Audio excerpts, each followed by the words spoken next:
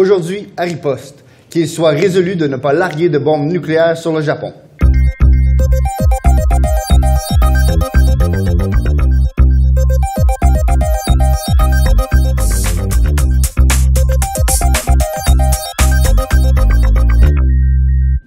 Bonjour mesdames et messieurs et bienvenue à Riposte. Je suis Simon-Nicolas Grandmaître, votre animateur. Aujourd'hui, nous allons avoir un nouveau concept à Riposte. Nous allons avoir un débat historique. Alors, nous sommes le 5 août 1945. Qu'il soit résolu de ne pas larguer de bombes nucléaires sur le Japon. Ce que nous allons faire, l'idée du débat historique, d'abord et avant tout, est de prendre une situation historique, bien connue, comme le bombardement de Hiroshima et de Nagasaki le 6 et 9 août 1945. Nous prenons une situation historique réelle et nous proposons une alternative complètement différente, la motion. Dans notre cas, le but de la motion est de convaincre le président américain Harry Truman de ne pas larguer de bombes nucléaires sur le Japon, de ne pas tuer les civils japonais. Le président américain est le commandant en chef de l'armée et donc celui qui donne le commandement ultime pour larguer la bombe nucléaire. Donc, c'est lui qui doit être convaincu aujourd'hui. Les modalités de la motion seront imposées aux débatteurs et les voici. Au lieu de bombarder la population japonaise, tel le bombardement de Hiroshima et de Nagasaki, nous allons inviter tous les acteurs de la Deuxième Guerre mondiale, donc l'URSS, le Japon, et ainsi de suite, faire une démonstration de force, détruisant complètement une île inhabitée dans le Pacifique. Donc, démontrer la puissance de l'arme nucléaire publiquement pour la première fois. Tel est le débat, telle est la motion. Aujourd'hui, pour défendre cette motion, courageusement, nous avons comme Premier ministre M. Nicolas Robinson. Bonjour Nicolas. Salut. Nicolas étudie présentement la physique ici à l'Université d'Ottawa et il pense que le destin de l'humanité, c'est de conquérir l'univers. Et comme membre du gouvernement, nous avons Alexandre Hainaut. Bonjour Alexandre. Bonjour. Alexandre étudie présentement dans le programme de traduction à l'Université d'Ottawa et il fait une mineure en philosophie.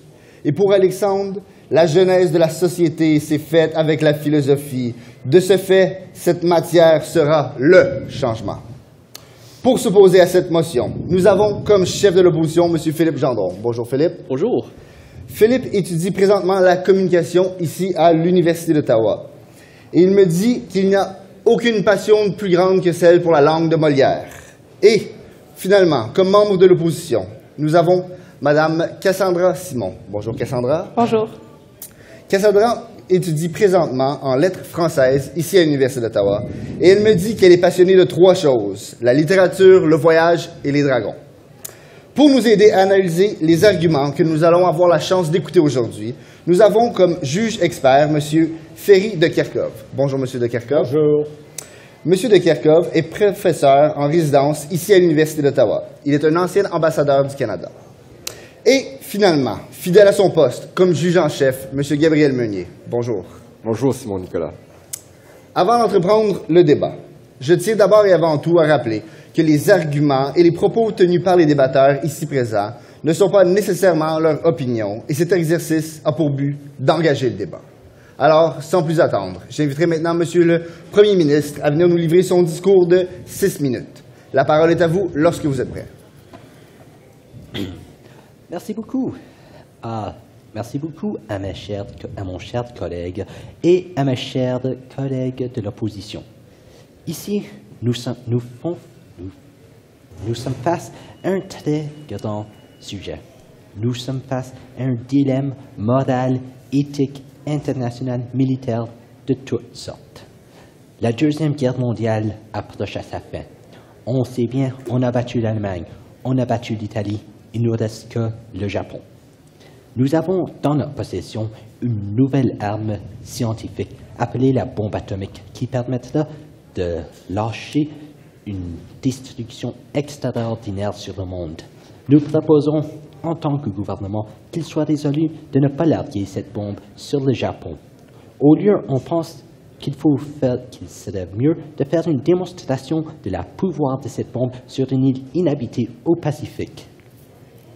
Nous pensons cela parce que l'importance vraiment de cette guerre, de toutes les guerres, ce n'est pas de gagner une guerre, ce n'est pas de battre l'opposition, mais au lieu, c'est d'avancer un nouvel modèle de société. Un modèle de société, selon nous, qui devrait être libéral et démocratique. Nos trois arguments, pour supporter le point, sont l'innocence dans le feu, un progrès pour la société et une humanité internationale. Je commence bien avec l'innocence dans le feu. Quand l'utilisation de la bombe nucléaire sur des villes japonaises, ce n'est pas un acte militaire, c'est un acte contre les innocents, contre les civils. En tant que société moralement correcte, on ne peut pas supporter un tel acte. D'après tout, la plupart des civils japonais ne sont pas nécessairement en faveur de la guerre, non sont-ils des participants actifs dans la guerre. Le Japon a une population de 70 millions de personnes. De ces 70 millions, seulement à peu près 6 millions sont membres de l'armée japonaise. Veut-on condamner la plupart de la société japonaise pour les actes d'une minorité? Aussi, il faudrait bien se rendre compte qu'on ne peut pas se baisser à la niveau des Japonais. Commettre des atrocités contre les civils, ce n'est pas la méthode américaine de le faire, c'est la méthode nazie, c'est la méthode fasciste. On pense par exemple au massacre à Nanking, où 300 000 Chinois, civils chinois, ont été tués, ont été violés, ont été volés par des armées sans contrôle japonais. On pense aussi à l'Holocauste, où les nazis ont tué des millions de personnes de manière industrielle. Veut-on agir comme nos ennemis? D'après tout, c'est Aristote qui a dit « Le plus terrible des injustices, c'est celui qui a des armes ». Notre deuxième argument, c'est un progrès pour la société. Nous pensons fortement que les avances scientifiques et technologiques devront être utilisées au service de l'humanité, non contre l'humanité. La science nucléaire est une science jeune avec plein de potentiel. Si on commence maintenant à utiliser cette science pour éradiquer des villes, pour tuer des civils, eh bien, c'est un gaspillage du potentiel. Et non seulement ça va faire salir le nom de cette science, parce que tout le monde y penserait que c'est une méthode pour tuer et non pour faire avancer la société. Et franchement, lorsqu'on a investi 2 milliards de dollars dans le projet Manhattan et qui a réuni plus de 100 000 employés, on a fait tellement d'investissements qu'on ne peut pas tâcher à salir notre investissement et au lieu, on doit l'utiliser pour avancer la société. Aussi, on voit bien qu'en Allemagne, notre gouvernement vient juste de commencer une opération visant à recueillir les scientifiques allemands afin d'utiliser leurs connaissances, leur expertise pour notre côté, pour le côté de la démocratie. Le Japon était une nation développée, ils ont beaucoup de scientifiques très intelligents eux aussi. Si on commence à tous les tuer avec une bombe nucléaire, c'est une perte de potentiel. Notre troisième argument s'appelle une humanité internationale. Et c'est simple. La bombe nucléaire représente un danger à l'échelle mondiale. C'est une arme qui a le potentiel d'affecter toute l'humanité. En tas, ça devrait être géré par toute l'humanité. On voit bien qu'il y a quelques mois, les États-Unis et beaucoup d'autres nations ont signé la Charte des Nations Unies visant à créer une nouvelle organisation mondiale pour gérer la diplomatie internationale. On pense bien que la bombe nucléaire serait mieux sous la gestion de cette nouvelle organisation que sous la gestion des nations qui pourraient devenir rogues. On voit aussi qu'il y a des traités internationaux déjà en place quant à la guerre, comme la Convention de La Haye. La Convention de La Haye et les protocoles de Genève sont très clairs que les armes de destruction massive ne devraient pas être utilisées contre des civils. On ne peut pas violer l'esprit de ces actes. En somme, notre position, c'est qu'on doit avancer une société diplomatique, une société libérale et démocratique. La bombe nucléaire est une arme pour détruire cette société, non pour la bâtir. Merci beaucoup. Merci beaucoup, Monsieur le Premier ministre, pour cette introduction, ce premier discours. Alors, sans plus tarder, afin de riposter à ces arguments, j'inviterai maintenant Monsieur le chef de l'opposition pour un discours de 10 minutes. La parole est à vous lorsque vous êtes prêt. 6 minutes, pardon, pour le discours. Merci beaucoup. Donc, je vais commencer par mais comme vous le savez, les États-Unis sont rentrés en guerre afin de lutter contre le Japon qu'ils ont attaqué en 1941 à Pearl Harbor. Après ça, ils ont été amenés à combattre les Allemands durant la Deuxième Guerre mondiale pour poursuivre ça. Donc, je vais commencer par exposer 3 arguments qui nous inciteraient à utiliser la bombe nucléaire sur le Japon pour pouvoir terminer la guerre le plus rapidement possible et minimiser tous les désagréments. Donc, mon premier argument consiste à dire qu'une démonstration de force n'est pas suffisante. Ensuite, mon deuxième, c'est qu'une démonstration de l'arme nucléaire serait non seulement inutile, mais elle serait aussi très nuisible. Et mon troisième argument consiste à dire que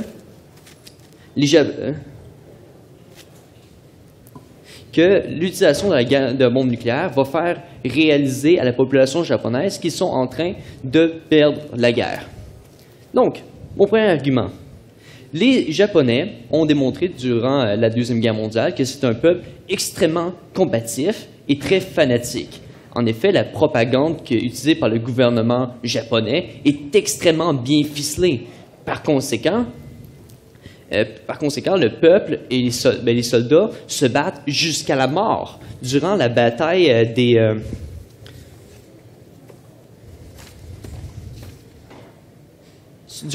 d'Okinawa, c'est près de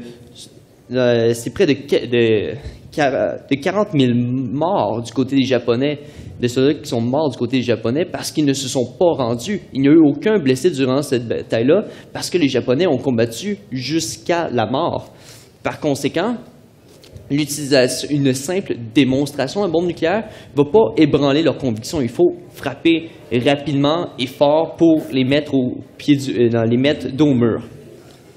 Donc, mon deuxième argument est que l'utilisation d'une bombe nucléaire serait, comme pour la démonstration, serait nuisible. En effet, si on fait une démonstration d'une bombe nucléaire en détruisant une île du Pacifique, ça va montrer clairement aux Japonais comment cette arme fonctionne, comment on la met en place. Par conséquent, ils vont avoir le loisir de s'y adapter et de contrer l'utilisation de cette arme. Par conséquent, si on veut que cette arme ait une portée, qu'elle soit efficace, il faut l'utiliser directement, comme que j'ai dit, rapidement et efficacement. Par la suite, comme j'ai dit pour mon troisième argument, comme j'ai fait référence en premier lieu, le Japon est un peuple qui a des convictions très bien ancrées. La propagande a en effet a fait un très grand travail là. Par conséquent, l'utilisation d'une bombe nucléaire sur une île du Pacifique pourrait être facilement cachée par le gouvernement, mais l'utilisation directement sur les Japonais ne pourrait pas être cachée. Ils ne peuvent pas cacher ça. Les Japonais vont savoir que le gouvernement n'a plus le contrôle, que la défaite est imminente, ce qui pourrait amener au gouvernement à reconsidérer la pertinence de continuer cette guerre. Maintenant, je vais réfuter les arguments amenés par mon collègue. Il a tout d'abord fait référence que en disant sur le Japon, des innocents vont mourir, qu'ils n'ont pas à vivre ça, puis ils méritent de vivre. Je dirais qu'il a tout à fait raison, que les innocents doivent être protégés. Cependant, nous sommes dans un contexte de guerre. Depuis le début de la guerre, le gouvernement a autorisé l'utilisation de bombes incendiaires qui ravagent les maisons de bois construites par les Japonais, qui déciment la population civile ainsi que leurs soldats. Depuis le début, des citoyens japonais ont été sacrifiés. Par conséquent, faire mention que la bombe nucléaire va tuer plus de civils que ces armes conventionnelles, ce n'est pas vrai. Oui, monsieur? Pensez-vous donc que ça serait juste pour les Japonais d'utiliser une bombe nucléaire contre les États-Unis? Ça serait pas juste. Et justement, c'est pour ça qu'il faut l'utiliser avant, pour mettre fin à la guerre, avant qu'un État autoritaire la possède et l'utilise contre les États-Unis d'Amérique. Ensuite, votre deuxième argument, que vous parliez que c'est une occasion de faire rayonner la science, lui donner une opportunité d'être utile pour le monde. Mais je veux dire, depuis qu'Einstein a publié sa théorie E égale mc2, tous les États comme fantasment sur la possibilité d'utiliser cette formule pour faire une arme surpuissante. Le mal a été fait par les personnes qui ont fait cette science. Par conséquent, il n'en tient plus qu'à nous, qui possèdent cette arme, de l'utiliser de façon à pouvoir faire régner une paix et une stabilité dans le monde. Et votre dernier argument, la volonté de travailler ensemble, malheureusement, cette volonté a été un échec. Après la Grande Guerre, la Société des Nations est arrivée pour mettre fin à toutes les guerres. Elle a échoué. La Convention de Arles, les Japonais ont signé seulement une partie. Et c'est la même chose pour la Convention de Genève. Par conséquent, tous les traités internationaux n'ont eu aucun effet pour empêcher la guerre et n'ont aucun effet présentement. Merci beaucoup, monsieur le chef de l'opposition, pour ce discours d'introduction. Alors, on voit ici qu'on a déjà un bon débat moral. Alors, avant d'entendre la suite du débat, nous allons prendre une courte pause. Et au retour, nous allons entendre la première analyse de notre juge en chef. Au retour de la pause.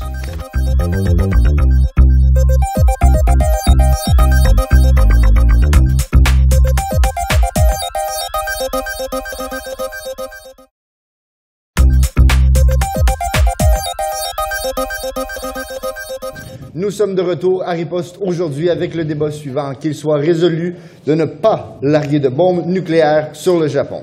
Alors avant d'entendre la suite du débat, nous allons aller voir notre juge en chef afin de nous analyser les deux premiers discours que nous avons entendus. Alors Gabriel. Alors, tout d'abord, félicitations aux deux premiers débatteurs, au Premier ministre et au chef de l'opposition pour deux excellentes performances. Le sujet a été très bien cadré. C'est à la fois, d'un côté, un dilemme éthique et moral qui est apporté par le gouvernement, alors qu'à l'opposition, on a une approche beaucoup plus utilitariste. Et je crois que c'est les deux bonnes approches qu'il fallait avoir pour ce débat. Du côté du Premier ministre, il y a eu tout d'abord trois bons arguments qui soulèvent trois bonnes facettes, soit morale, économique, juridique. C'était très bien amené. Il y a eu un bon usage des exemples, un bon usage des citations et une bonne connaissance générale du sujet. Donc, félicitations. Du côté du chef de l'opposition, et aussi, un seul point peut-être, dans la gestion du temps. Donc, vous avez passé au Premier ministre 1 minute 40 sur le premier argument, 1 minute 40 sur le deuxième, puis vous avez commencé le troisième argument quand il restait une seule minute, ce qui vous a obligé à tourner un peu les coins ronds avec la conclusion. Donc, pour les futurs débatteurs, peut-être surveiller un peu la gestion du temps. Du côté du chef de l'opposition, 3 bons arguments. Une bonne gestion du temps, franchement, c'est pas facile d'apporter 3 arguments et faire 3 réfutations avec 6 minutes. Donc, peut-être la dernière réfutation, pour l'argument par rapport à une humanité internationale, il vous restait 20 secondes pour réfuter et conclure. Ce sont des choses qui arrivent. Sinon, les arguments étaient bons, les exemples étaient forts, et seul petit bémol, peut-être la référence à Einstein et E égale mc2, je crois que ça s'est passé suite à la Deuxième Guerre mondiale. Mais ceci étant dit, c'est un excellent débat et j'ai hâte de voir la suite.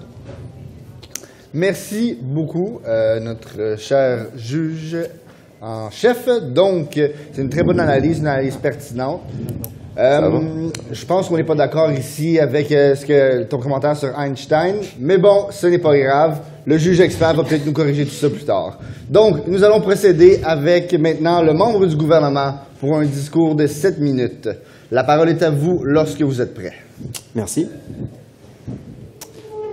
Bonjour, monsieur le juge, bonjour, monsieur le président. Donc, j'aurais donc 2 points à apporter, mais avant tout, il faudrait recentrer le débat, car notre thème en ce moment est quand même excusez-moi, c'est l'importance en fait de gagner une guerre. C'est pas seulement de l'emporter, mais c'est surtout aussi offrir un nouveau modèle de société, comme l'a dit mon confrère, démocratique et libéral.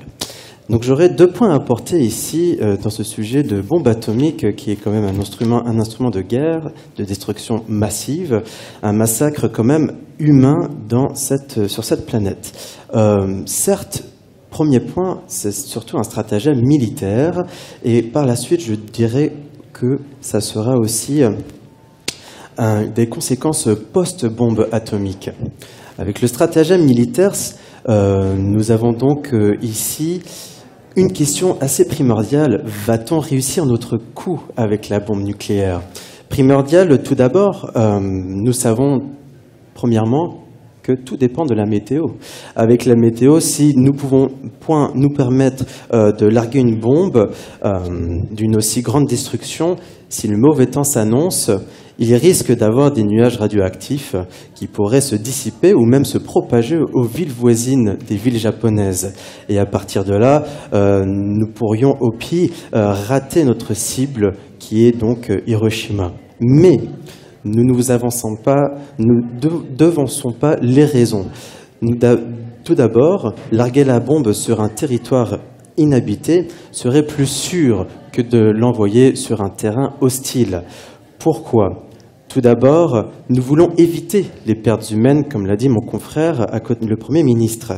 Pourquoi éviter les pertes humaines? Notre but est la sauvegarde d'un peuple et d'une culture. Si nous la détruisons, nous n'aurions pas d'alliés par la suite dans le futur. Faudrait-il donc un pléonexisme du massacre humain? Je ne le pense pas. Par la suite, l'utilisation de la bombe atomique peut provoquer aussi des chocs psychologiques, mais comme elle pourrait inciter la population japonaise à se retourner contre nous. Voudrions avoir ce schéma-là dans le futur voisin. Le Japon n'a-t-il pas déjà rendu les armes en ce moment, avant le lancement de la bombe atomique? Alors oui, certainement, puisque nous avons réduit leur effectif militaire. Rappelons donc que le 3 août, en Birmanie, la résistance japonaise prend fin. Sur les 10 000 soldats, il y a eu quand même 8 300 soldats qui ont été tués. Rappelons-nous aussi le 2 août, où le Japon, il y a eu quand même 820 bombardiers B-29 sur 5 villes japonaises. Donc, à partir de là, 26 navires japonais ont été aussi coulés. Est-ce qu'il en faut plus? D'où le pléonexisme du massacre humain. Ensuite, la réponse serait non. Après le oui, il y aurait non parce que les Japonais veulent aussi perdurer leur résistance. Ils veulent perdurer leur résistance culturelle. Ils sont humbles d'eux-mêmes. Donc, par conclusion, l'utilisation de la bombe atomique, oui, peut provoquer des chocs psychologiques, mais elle pourrait inciter donc la population japonaise à se retourner contre nous. Churchill disait bien qu'il faut savoir retourner la veste, mais il faut aussi de l'adresse pour la remettre. Si on commence donc à éradiquer les villes japonaises, ce peuple aurait une image monstrueuse et aussi très négative et pessimiste des États-Unis. Pourquoi? Puisque tous ces lancements et ces destructions à l'image de grande échelle pourraient avoir une image monstrueuse des États-Unis. Dans mon deuxième point, en fait, les conséquences post-bombe atomique. Donc oui, j'avais dit à l'instant même que la santé humaine pourrait être mise en danger. La santé humaine mise en danger par les troubles psychologiques, mais aussi au niveau physique, et les services d'aide aux personnes pourraient être très défavorisés. Par la suite aussi, les catastrophes environnementales et biologiques. Voudrions-nous avoir, des animaux en voie de disparition, mais aussi de terribles effectifs humains qui pourraient aller jusqu'à presque 100 000 sur le résultat des bombes atomiques? Aussi une société détruite. C'est quelque chose que nous ne voudrions pas par la suite effectué, puisque l'URSS, la Chine et le Japon sont des pays voisins. Nous savons que l'URSS et la Chine ont une idéologie assez communiste par rapport à nous, et à ce propos-là, nous ne voudrions pas quand même nous retrouver contre une nouvelle société japonaise si on détruirait toutes ces villes japonaises pour une éducation au communisme. Il y aurait aussi par la suite un déséquilibre du jugement porté à la notion de démocratie. Tout simplement, un des comités du projet de Manhattan de la bombe nucléaire a énoncé que cet acte pourrait nous isoler sur la scène internationale et nous imager comme un monstre moral. Mais cela ne nous arrêtera pas à l'utiliser contre le Japon. Ça a été un rapport de Frank. Pour réfuter aussi les arguments de mon cher collègue, vous aviez dit tout à l'heure que ça serait donc une défaite imminente du Japon, que vous disiez aussi que la raison, cependant, même s'il y a des innocents qui vont mourir, le contexte de guerre, il y aurait une autorisation des bombes incendiaires. Là n'est pas la question.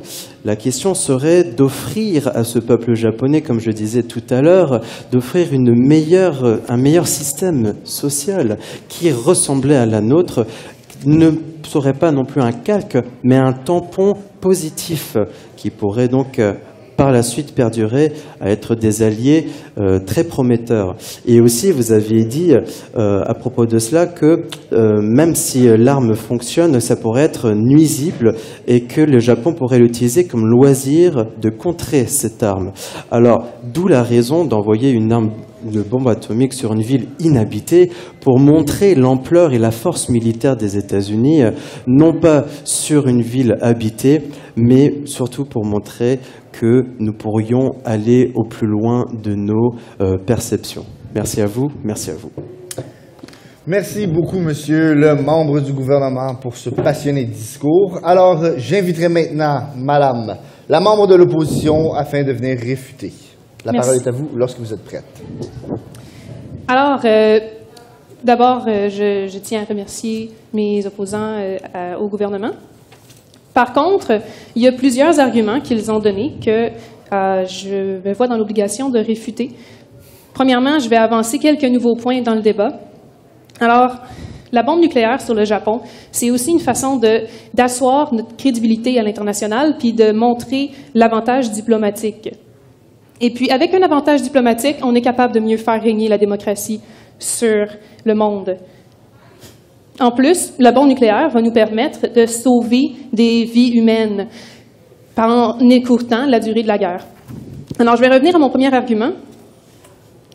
La bombe nucléaire va être un avantage diplomatique seulement si nous sommes les premiers à l'utiliser. Jusqu'à maintenant, on sait que les Allemands avaient un programme nucléaire. Heureusement, c'est nous qui avons été les premiers à trouver la solution pour mettre en pratique les théories.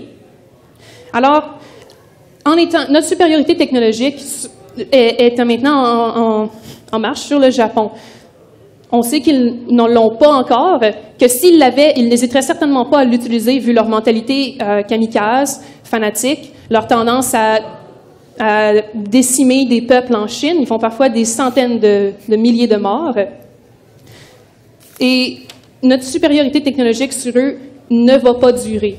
Certainement, les Japonais sont en train en ce moment de faire des recherches, peut-être pas encore sur la bombe nucléaire, mais on ne peut pas leur laisser le temps de la faire. De plus, on veut respecter notre ultimatum lancé dans la déclaration de Potsdam que les Japonais ont rejeté. On leur a dit que leur pays allait être dévasté s'ils ne se rendaient pas. Ils ne se sont pas rendus. Ça fait déjà quelques mois de cela. Alors, c'est le moment de leur dire, de respecter nos promesses et de leur montrer que nos menaces n'en sont pas des fausses lancées en l'air. Oui. Madame le membre de l'opposition, je vous demande, faut-il donc devenir aussi fanatique, si pas plus fanatique que les Japonais? Je crois que ce n'est pas ici une question de fanatisme de notre part. On veut lancer la bombe nucléaire sur le Japon, certes, mais pas dans l'objectif de détruire des vies, pas dans l'objectif de détruire une ville ou de tuer des Japonais. Non, on veut la lancer dans l'objectif de sauver les vies des futurs Japonais, des futurs Américains, des futurs Chinois qui continueront de se battre si la guerre n'est pas terminée dès maintenant. C'est d'ailleurs mon prochain argument. La bombe nucléaire, donc, permet de sauver des vies. Je vous l'ai dit, le Japon est cruel en ce moment. Il commet d'innombrables actes qui seraient considérés comme criminels s'il avait pu signer la Convention de la Haye, ce qu'il n'a pas fait. D'ailleurs, Ce détail nous dispense donc de respecter les propos de la Convention de la Haye face à eux. Mais alors, on parle de 30 millions d'Asiatiques non japonais qui périssent dans des camps. Les camps de concentration japonaises sont 7 fois plus meurtriers pour les Occidentaux que les camps de concentration nazis. Une prolongation des hostilités serait plus meurtrière, mais énormément plus meurtrière que 2 bombes nucléaires lancées sur le Japon. On sait que les batailles qu'on a menées dans le Pacifique nous ont déjà demandé énormément de ressources, ont été énormément coûteuses en vie humaine. Et puis, on a installé un blocus sur le Japon. Si ce blocus continue, la famine, la malnutrition, les maladies vont faire plus de victimes qu'une bombe. Oui. Oui, bonjour Madame l'opposition. Alors vous disiez tout à l'heure que ça serait pour sauver des vies. La vie est une, mais elle est aussi multiple. Alors si vous voulez sauver des vies, mieux vaudrait prévenir que guérir. Ce que je voudrais autrement dit, ne pensez-vous pas que les dialogues diplomatiques seraient pris mieux à l'avance qu'après le lancement de la bombe atomique? Car nous, les États-Unis, ne voudrions pas une image monstrueuse de notre pays et nous ne voulons guère être des tueurs en série. Eh bien, le dialogue diplomatique a déjà été essayé. J'ai évoqué la déclaration de Potsdam. Il y a eu plusieurs déclarations qui ont été faites par la suite. Celle-là de Potsdam a été faite conjointement avec la Chine et le Royaume-Uni dans l'objectif de demander au Japon une reddition. Et peut-être, vous avez dit d'ailleurs dans un de vos arguments que le Japon était peut-être sur le point de se rendre. Certes, mais avec conditions, et avec des conditions qui sont inacceptables. Le Japon désire peut-être commencer à négocier une reddition à condition de garder leur régime impérial, qui est un régime antidémocratique, à condition de ne pas être jugés pour les innombrables crimes qu'ils ont commis, pour les innombrables atrocités qu'ils ont commis, et à condition de conserver au moins une partie des territoires conquis en Corée, au Vietnam, en Birmanie, en Malaisie, en Indonésie et en Chine. Ce sont des conditions qui sont inacceptables. Quand on perd une guerre, il faut accepter de rendre les territoires qu'on a conquis de façon aussi violente que dans le cas des Japonais. Vous nous avez aussi dit que la bombe serait une catastrophe environnementale et écologique. Mais vous voulez vous-même jeter une bombe sur une île déserte du Pacifique. Vous croyez que les vents, que les nuages qui peut-être pourraient répandre la radioactivité partout sur le Japon, aller contaminer d'autres villes. Mais pensez-vous pas que l'océan va pas répandre les déchets radioactifs elle-même? C'est-à-dire que les écosystèmes sur les îles désertes sont extrêmement précieux, beaucoup plus diversifiés, beaucoup plus rares dans la plupart des cas que les écosystèmes dans les centres urbains, comme Hiroshima ou comme Kyoto ou Tokyo. Alors, une catastrophe environnementale et écologique, ça en serait une, effectivement, si on lançait une bombe sur une île déserte, tout autant, ou même sinon plus, que sur une ville. Oui? Oui, merci. Excusez-moi, c'est sûr que envoyer une bombe atomique sur une ville, sur une île inhabitée serait un peu paradoxal vu que c'est une guerre, mais nous sommes aussi sur un terrain ennemi. Donc, si on veut garder aussi l'écosystème, ça serait une île inhabitée serait plus, je dirais, positive que sur une ville où il y a déjà une culture. Voilà, c'est tout. Alors, personnellement, je considère que les écosystèmes en ville sont plus réduits que les écosystèmes sur les îles désertes. Et je crois que votre point était plutôt d'éviter les pertes humaines. Mais il y a déjà énormément de pertes humaines pendant la guerre. Ça fait plus de 60 villes qu'on détruit au Japon. Alors, celle-là, ce qui va effrayer, c'est pas seulement que c'est des villes démolies, mais c'est parce que c'est des villes qui vont être démolies par une arme nouvelle, par une arme qui va faire peur au Japon. Et la démolition va accentuer cette peur-là et va nous permettre d'exiger par la suite la reddition du Japon sans leurs conditions qui sont inacceptables.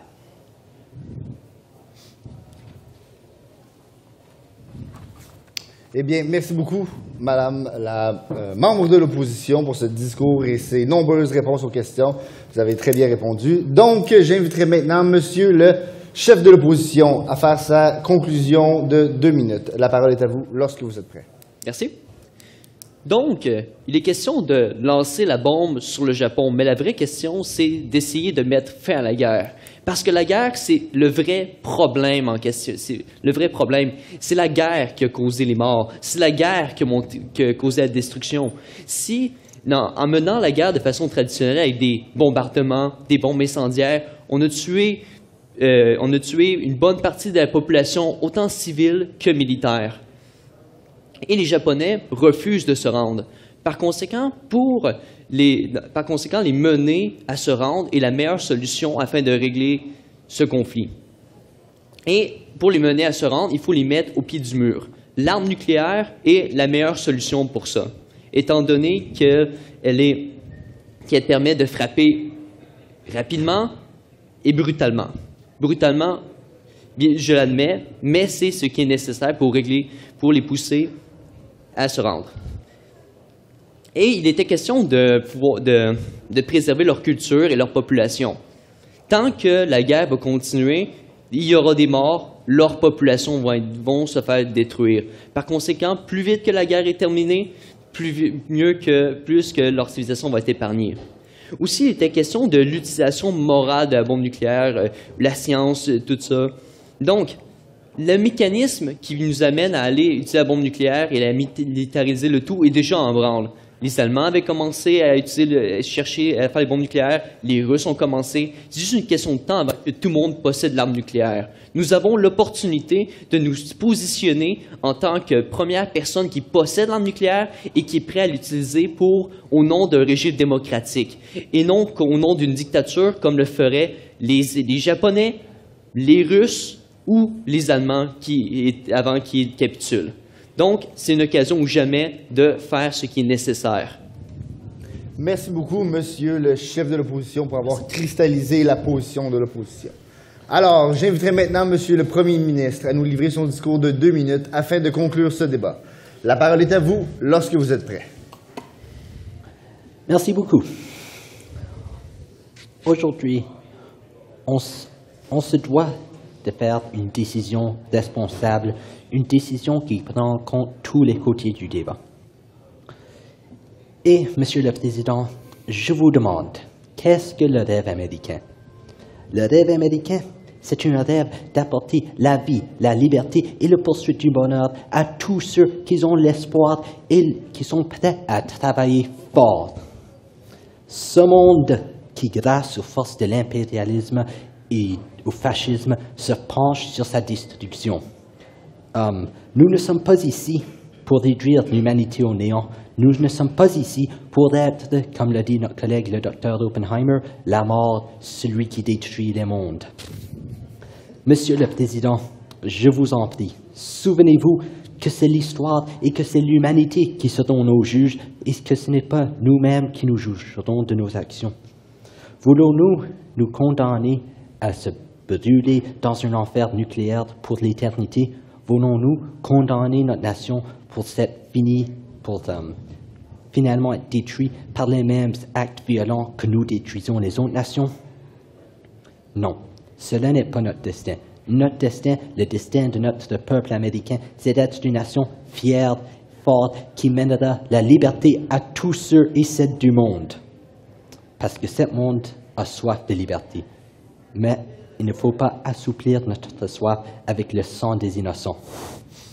Non, Monsieur le Président, je vous en jure, l'humanité ne pourrait pas avoir son secours avec une bombe, avec des actes de violence extrême. L'humanité aura son secours avec la liberté, la poursuite du bonheur. Ne larguez pas cette bombe sur le Japon, Monsieur le Président, ou sinon vous nous condamnez tous. Merci. Merci, monsieur le Premier ministre. Et du coup, j'aimerais aussi remercier tous les débatteurs pour ce merveilleux débat, sans qui ça n'aurait pas été possible. Alors, nous allons prendre une courte pause publicitaire et au retour, nous allons avoir les commentaires et l'analyse de notre juge expert.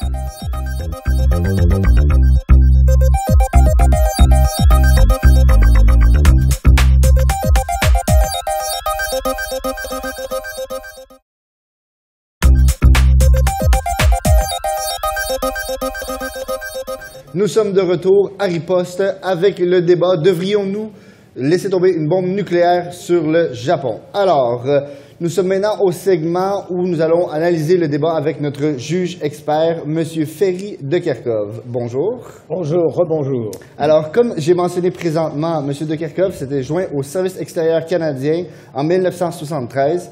Il a occupé plusieurs postes de haut commissaire du Canada auprès notamment de la République islamique du Pakistan, ambassadeur en Indonésie et puis en Égypte. Maintenant, M. de Kerkhove est professeur ici à l'Université d'Ottawa à l'École supérieure d'affaires publiques et internationales.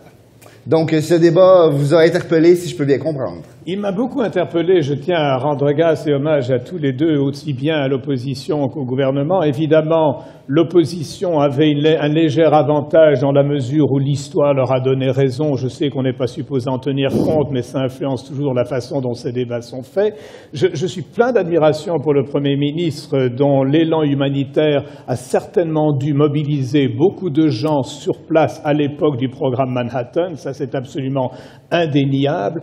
D'un autre côté, si j'avais à faire un commentaire général sur une question qui n'a pas été évoquée, c'est au fond, et c'est peut-être très dur à le dire, mais quand on connaît le projet Manhattan, il y avait cette espèce de volonté de tester cette bombe, d'y arriver, et ça, je crois que c'est un des éléments les plus fondamentaux qui n'ont pas été évoqués ni d'un côté ni de l'autre, et qui fait que c'est un argument qui donne évidemment beaucoup plus de poids à l'opposition. Et le test, si l'on allait faire un test quand on est en pleine guerre, c'est clair que le test allait devoir se faire sur l'ennemi et non pas dans une petite île déserte, parce que l'idée, c'était véritablement de la tester, de voir quelle est la destruction capable. Et ça, c'est quelque chose qui, je m'excuse de le dire à Monsieur le Premier ministre, mais c'est beaucoup plus dans la nature des États-Unis, qui étaient une grande puissance et qui sont une grande puissance. Je crois qu'il y a aussi un argument qui va beaucoup plus dans votre sens, et c'est pour ça que je trouve ce débat est remarquablement équilibré, c'est le fait que les Américains étaient parfaitement conscients que la guerre était déjà finie pour le Japon et qu'en fait, il y avait presque une volonté d'accélérer cette bombe avant qu'il ne se rende complètement. Donc il y a un élément qui, vraiment de part et d'autre, ce débat a été extrêmement bien mené. Alors d'une façon peut-être plus spécifique sur certains des arguments, le petit côté radioactivité, météo sur une petite... Bon, vous savez, on est dans un système de guerre où ces considérations ne jouent absolument pas. Je ne sais pas si aucun d'entre vous est allé à Pearl Harbor. J'y suis allé et on sent, il y a un paradoxe qui va d'ailleurs un peu à l'encontre de beaucoup de choses présentes, c'est que Pearl Harbor est un des endroits visités le plus par des Japonais de façon constante et aussi avec des Américains. Mais on sent encore à Pearl Harbor combien cette guerre était une guerre profonde, totale, et où cette espèce de justement toutes les horreurs commises par les Japonais ont certainement beaucoup plus mobilisé même les Américains d'aller de l'avant. Donc c'est là où je dis qu'au point de vue qualité de débat, j'aurais beaucoup de mal à départager, et c'est pour ça que je me tournerai vers mon juge et nous concocterons d'une façon ou d'une autre. Mais au niveau évidemment de la décision américaine, c'est clair que c'est davantage du côté de ceux qui disent oui à la bombe que non. Mais cela dit, il y a aussi la dimension sur le choc psychologique plus tard. En fait, le choc psychologique, cette guerre était tellement atroce, elle a fait tellement de victimes civiles que 200, 300 000 de plus par rapport... Vous savez, c'est la seule guerre qui a fait plus de victimes civiles que de victimes militaires. On parle de plus de 20 millions de morts. Alors, je crois que dans cette dialectique, ça ne jouait peut-être pas énormément. Alors, un débat très intéressant, et ça j'aimerais beaucoup y revenir, le fait que le Japon n'était pas associé à la Convention de La Haye, donc notamment sur les droits de la guerre, et ça, la 4e convention de la Convention de Genève, est-ce que ça donnait le droit aux États-Unis de frapper plus fort? Non, si moi je signe une convention, j'estime qu'elle s'applique à moi, et que malheureusement un autre pays ne l'ait pas signé, j'ai un juriste à côté de moi pour me protéger, mais ça c'est autre chose. Je crois que je ne serais pas étonné qu'il y ait effectivement des militaires américains qui aient dit « they didn't sign and we'll do it ». Je m'excuse, je le dis en anglais pour bien sentir l'américain, mais je crois qu'il y a cette dimension-là dans laquelle la valeur morale d'un pays, c'est de respecter une convention qu'ils ont signée quand même. Enfin, je m'arrête là parce que je crois qu'il va y avoir peut-être un peu plus d'échanges. Bien, en fait, c'est avec vous aussi qu'on va avoir des échanges. Donc, si vous avez d'autres choses, d'autres analyses sur les arguments, peut-être si... moi, il y a une chose que j'ai pas entendue dans le débat, puis c'était le côté militaire. Est-ce que l'armée et les militaires américains auraient accepté? Vous nous avez mentionné le projet Manhattan, mais, je veux dire, le général MacArthur, qui était un des généraux principaux dans la guerre du Pacifique, était un militariste convaincu. Absolument, non, ça c'est certain sur le plan militaire. Le Manhattan, ça c'est les scientifiques qui veulent tester, mais les militaires eux-mêmes étaient tout à fait sur la même longueur d'onde et il fallait absolument le tester. Donc, si vous voulez, c'est pour ça que notre cher gouvernement est un peu mal pris dans la mesure où il fait face à une vague de gens qui sont absolument décidés à s'en servir et on a choisi Nagasaki. D'ailleurs, il y a différents choix, il y avait différentes possibilités et puis finalement, on a pris Hiroshima, Nagasaki parce qu'on ne pouvait pas attaquer Tokyo pour des raisons tout à fait de défense antiaérienne et autres. Alors, ce qui fait que je crois que le côté militaire fait que ça l'emporte, mais c'est pour ça que je tiens à rendre hommage au Premier ministre et à son collègue, parce que vous avez défendu avec une grande humanité l'indéfensible. L'indéfendable, pardon. Je m'arrête là. Je pense que j'aimerais avoir un peu plus de débat si c'était possible. C'est malheureusement pas possible. Nos participants ne débattront plus, mais on peut quand même débattre des arguments qui nous ont été invoqués. Puis un des arguments qui m'a beaucoup interpellé du côté du gouvernement, c'était sur tuer les citoyens. Dans le fond, on nous disait, nous, on veut réduire la perte humaine dans cette guerre, donc ne pas utiliser la bombe. Mais est-ce que vous pensez que ça aurait sauvé plus de vies si on aurait utilisé la bombe? Ou comme vous avez déjà mentionné, la guerre tirait un peu à sa fin, donc... Je crois qu'il y aurait eu certainement... Là, on joue sur les noms, mais si effectivement, il y avait l'argument qui disait que les Japonais se défendaient pour tout et tout, il y a eu effectivement des redditions en Birmanie et sur les différents postes, comme il a été très bien évoqué, mais je crois que plus les États-Unis avanceraient vers Tokyo, par exemple, plus il y aurait quand même, avant la reddition, il y aurait probablement un grand nombre de victimes, et pour les Américains, c'était sauver leurs propres gens, qu'il y ait des Japonais qui meurent ou qui ne meurent pas, ils s'en foutaient comme de l'an 40, donc vos côtés humanistes, démocratiques, etc., pendant la guerre, ça ne jouait pas très fort. La belle société, c'est très joli, mais sur le plan, et MacArthur en était évidemment l'un des premiers, nous allons frapper cette bombe, ça les fera arrêter, et nous cesserons de perdre nos GIs. Et ça, c'est tout à fait, absolument fondamental. Puis, j'ai une dernière question. Au niveau de la mentalité des Japonais, ça a été effleuré un peu du côté de l'opposition, mais c'est la mentalité kamikaze. C'est la première fois où des armées occidentales se battent, parce que, je veux dire, sur le front, les Allemands, eux, se battaient avec la même rationalité que les Anglais ou les Américains. Et là, on a la mentalité kamikaze où on n'arrête pas. Est-ce que ça a un rôle à jouer là-dedans? Je crois qu'il y a eu cette suggestion à un moment donné qu'il fallait absolument que l'empire japonais cesse. Or, l'histoire nous a montré que l'empereur reste, simplement ses pouvoirs ont changé. Mais pourquoi je souligne ça? C'est parce qu'effectivement, il y avait ce fanatisme qui détonne par rapport à ce qu'on a trouvé du côté des Allemands. Quoique les Allemands, le nazisme était un fanatisme, mais visiblement, il y a une reculade beaucoup plus nette. Mais cela dit, ils se sont battus quand même jusque dans les rues de Berlin. Donc il faut quand même pas... La comparaison n'est pas raison, mais finalement, nous faisons affaire à deux peuples guerriers, deux peuples qui n'avaient peut-être pas la même vision kamikazienne dans le sens l'attachement à l'empereur et les shoguns et tout ce que vous voulez, mais ce sont quand même deux entités qui se sont battues jusqu'au bout, raison de plus pour les liquider le plus rapidement possible et les forcer à finalement la reddition, parce que c'est vrai que les deux bombes ont quand même fait la différence, mais il y a quelque chose d'un peu malhonnête dans la mesure où ça n'aurait quand même pas pris tant de force et tant d'efforts pour les faire sans faire cette bombe. Mais je crois que les Américains voulaient la bombe et je pense que c'était, au fond, le début d'une ère totalement nouvelle. Et là, vous avez tous les deux raison, il y a une nouvelle ère qui est l'ère nucléaire et dans laquelle on a vécu depuis pas mal d'années. Eh bien, je vous remercie, c'est tout le temps qu'on avait pour analyser les arguments qui nous ont été présentés de part et d'autre. Donc, nous allons faire une courte pause publicitaire et au retour, nous allons avoir le verdict final et les derniers commentaires de notre juge expert.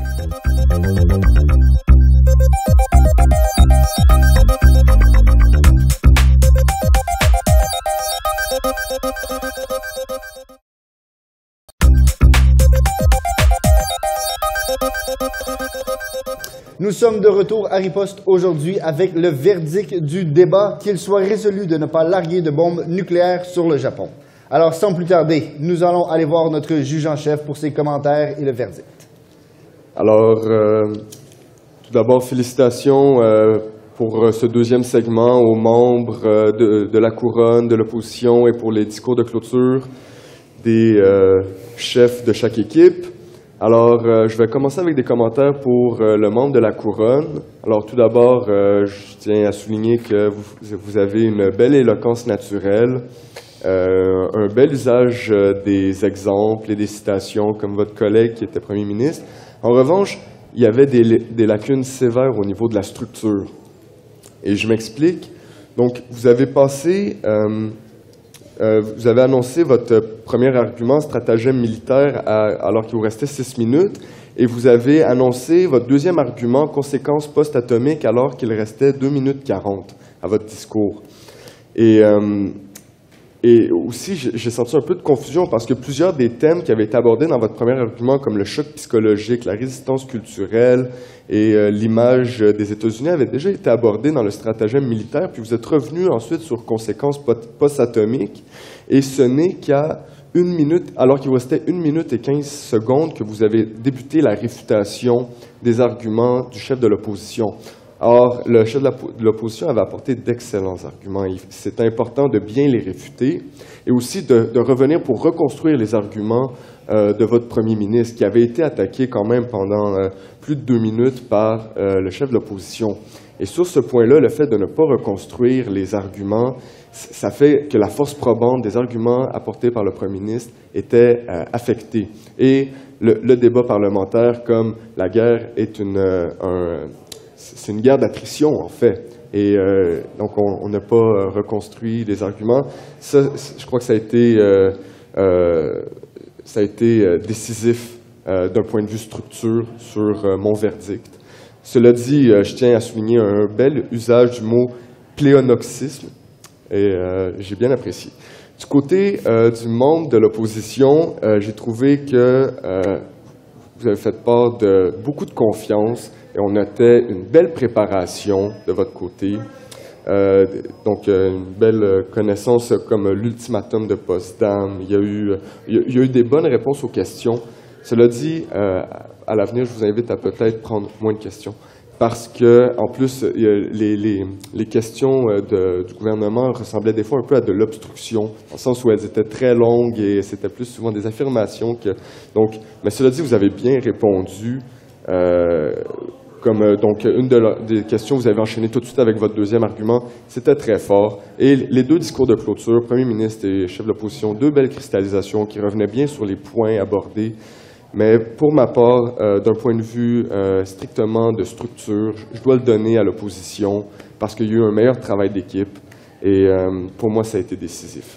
Parfait. Et vous, M. Decapelle? Alors, moi, mon jugement est davantage lié au fait qu'il y avait un certain désavantage historique, et c'est ça peut-être l'intérêt des débats historiques, en faveur de l'opposition.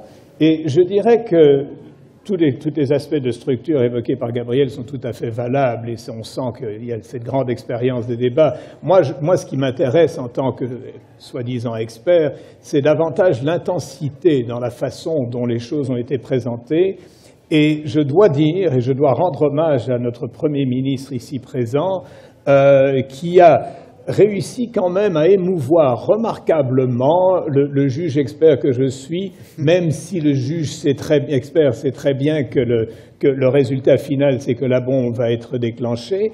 Mais je pense que si vous aviez parlé au président américain à l'époque, à M. Truman, vous auriez ébranlé à vous tout seul ses convictions. Mais cela dit, le problème, c'est le petit îlot qui flanche. D'après moi, le vrai argument, c'est est-ce qu'on bombarde ou est-ce qu'on ne bombarde pas. Alors, et je pense qu'au fond, l'îlot, mais ça, c'était une des positions de départ, a peut-être un peu dénaturé la profondeur du débat, parce que finalement, vous allez quand même avoir des résultats néfastes et qui ne sont pas aussi probants que, effectivement, l'exécution de la bombe. Votre verdict, si je peux verdict, c'est en faveur quand même du gouvernement. Et qu'est-ce que la foule nous a dit? Dans un verdict serré, la foule s'est rangée du côté de l'opposition. Donc, l'opposition remporte le débat, le dilemme moral versus le dilemme utilitariste. C'est les utilitaristes qui remportent la manche. Alors, c'est tout pour notre débat historique d'aujourd'hui. Je tiens tout d'abord à remercier tous nos débatteurs, les juges pour leur travail exemplaire, ainsi que l'ambassade de France et Air France, le service de vie communautaire de l'Université d'Ottawa. Je suis Simon Nicolas Grandmaître et je vous remercie beaucoup d'avoir écouté Riposte. À la prochaine.